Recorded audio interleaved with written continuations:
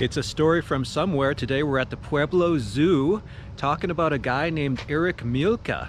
And Mielke was a real big shot in East Germany. So this is something we have to remember throughout the story, is that there was a time when there were two Germanys. One, of course, west, sort of oriented towards the US, and then there was East Germany, which was really oriented much more towards the Soviet Union. And so Erich Mielke was the head of what was called the Stasi, or the secret police of East Germany.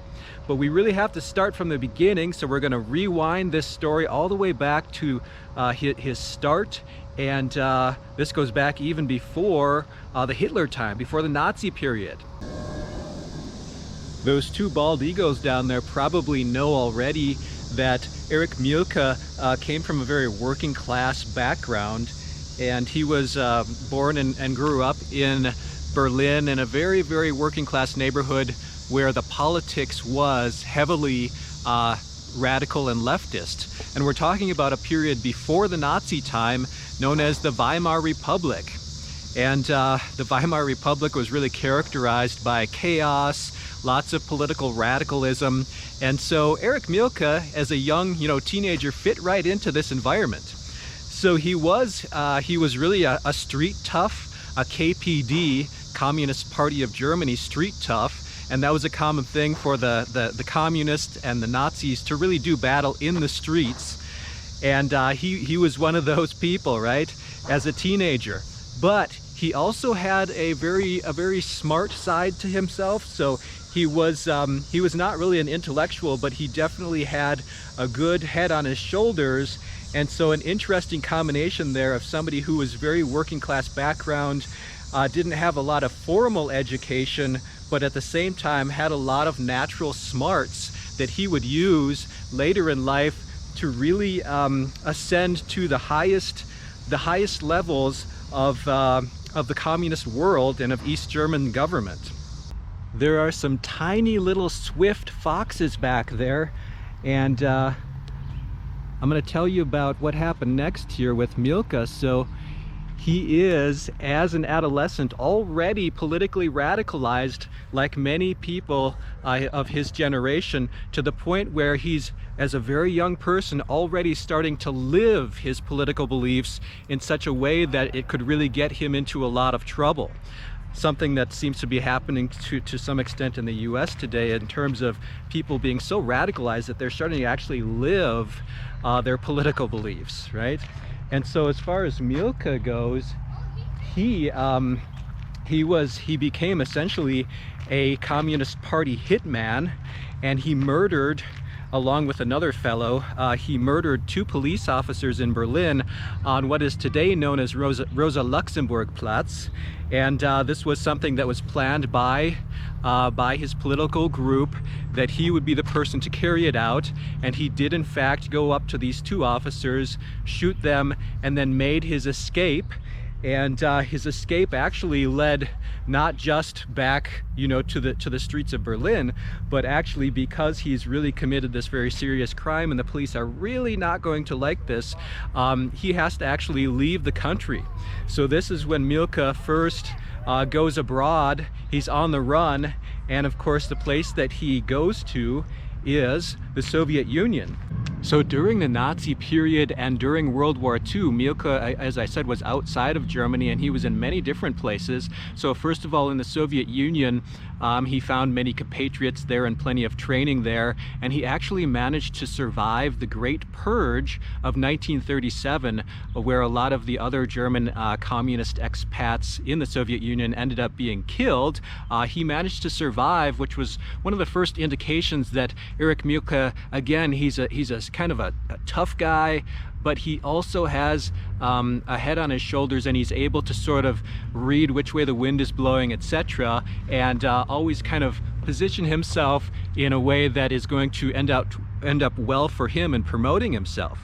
So not only does he survive these purges, but he goes to Spain and serves in the Spanish Civil War. And when he was there, he wasn't a frontline type soldier in the Republican side. He was a behind the lines kind of secret police type guy, information type guy who, you know, that he would do things like interrogations and that kind of thing of captured people from the other side and that kind of stuff. So this is where he first got his real practice in how are we going to get information from these people? You know, what information do they have? How can we use it? That kind of thing. So the Republican side eventually did lose. You know, they lost the Spanish Civil War, and so Mielke essentially has to leave Spain and move on to, you know, other adventures. And he makes it over the Pyrenees Mountains into France. He sort of has to do this undercover because, of course, for one thing, he's wanted for these murders in Germany, and for another thing, he's been a part of a losing side in this Spanish Civil War. So he makes his way through France kind of undercover and into Belgium, and there's not a whole lot known about Mielke's time during this World War II period as the war is going on, but he makes it to Belgium, and then from there he's able to go back to the Soviet Union and spend the rest of World War II in the Soviet Union, again taking more training, making more contacts for the post-war period that was on the horizon. So we should say at this point that the end of the war, the Soviets pack all of these communist Germans onto an airplane back to Germany, and they say, all right, you knuckleheads, get back to your home country and start a new communist Germany. Let us know if you need any help. And among those packed aboard that airplane was one Erich Mielke.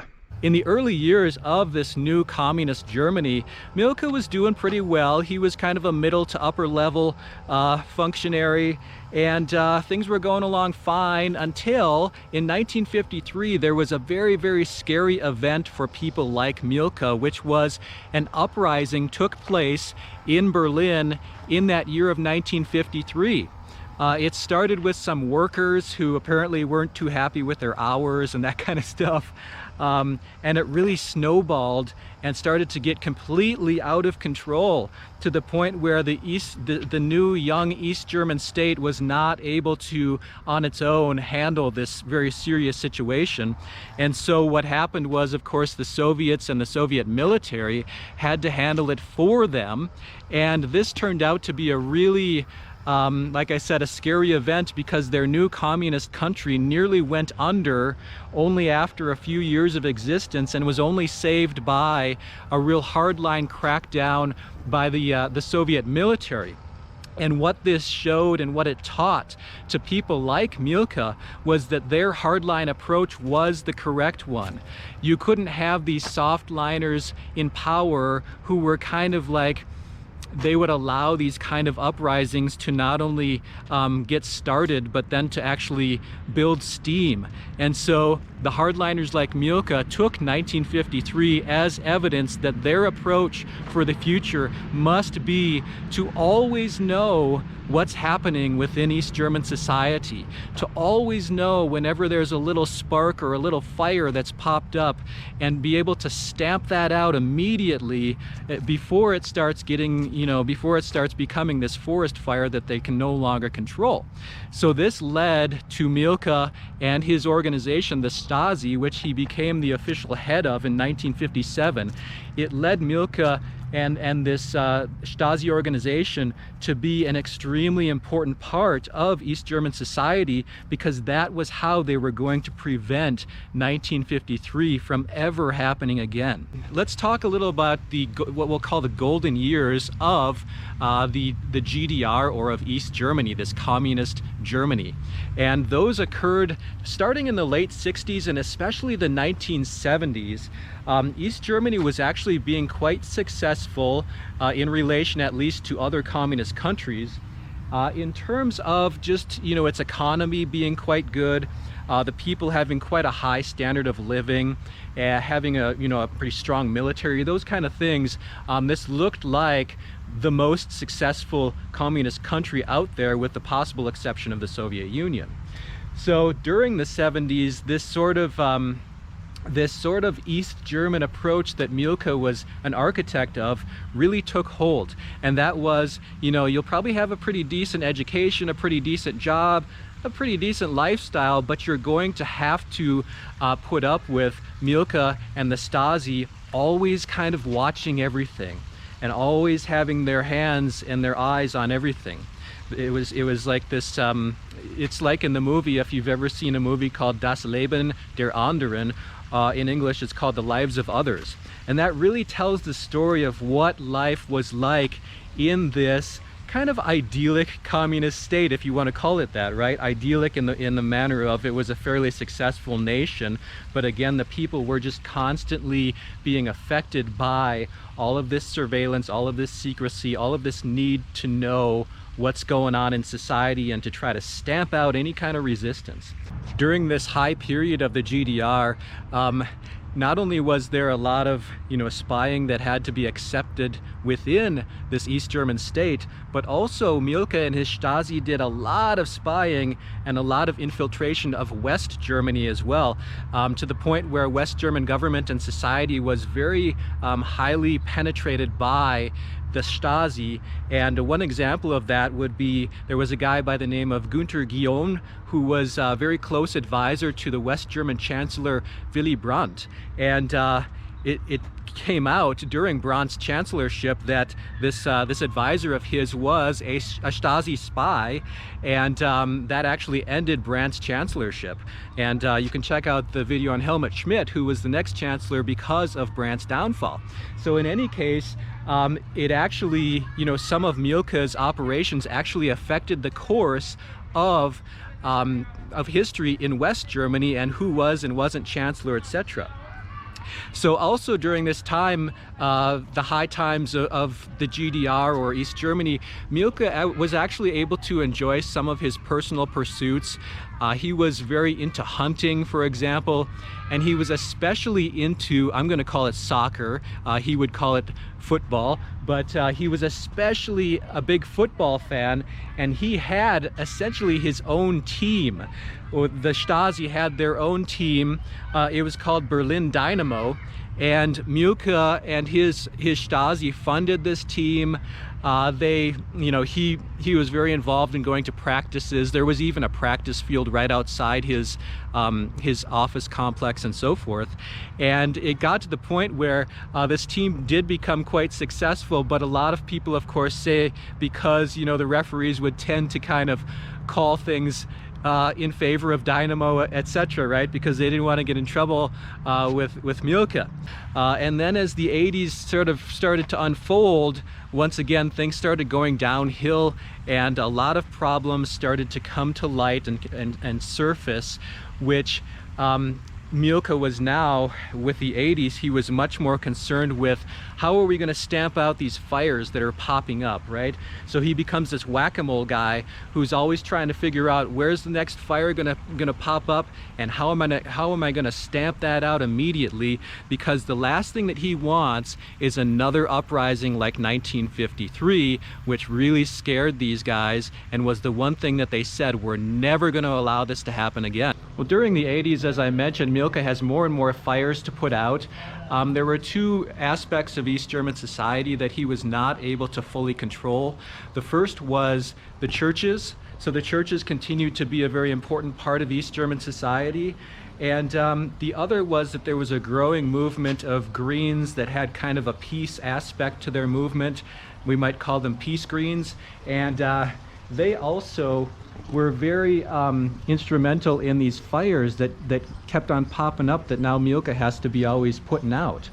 And it was the 40th anniversary in 1989 of this communist East German state when basically all hell broke loose, because you've got Gorbachev visiting, of course, for the anniversary, and Gorby is very much against this sort of hardline approach that Mielke historically has taken.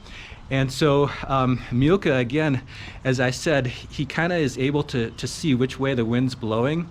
And in this case, he sees that the hardline way is no longer going to be the way of the future, especially since Gorbachev is just not going to support that approach. So he makes quite an interesting switch or transition from this historical hard line that he's taken towards much more of a reformist type of approach for the future. And he actually supports the what you might call the downfall of the East German leader Erich Honecker, and his replacement by a guy whose name was Egon Krenz, who was much more of kind of like a Gorbachev-style reformer.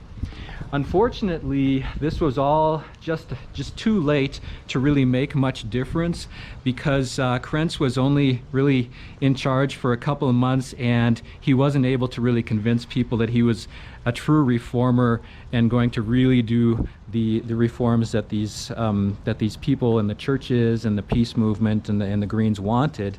And so they continued these protests that were just getting to the point where Mielke could not control them anymore. And you may know the story of how the wall actually came down, but it was kind of an accident that the wall came down the way it did. In any case, it happened very abruptly, it happened very quickly, without much chance to really pursue these reforms that Mielke had finally kind of come around to. And so now the wall's down. Essentially, East Germany it's not even really a country anymore. I mean, it officially is, but it is now at the whims of West Germany and of course of the US and so forth, as they are kind of like the victors in this struggle between East and West.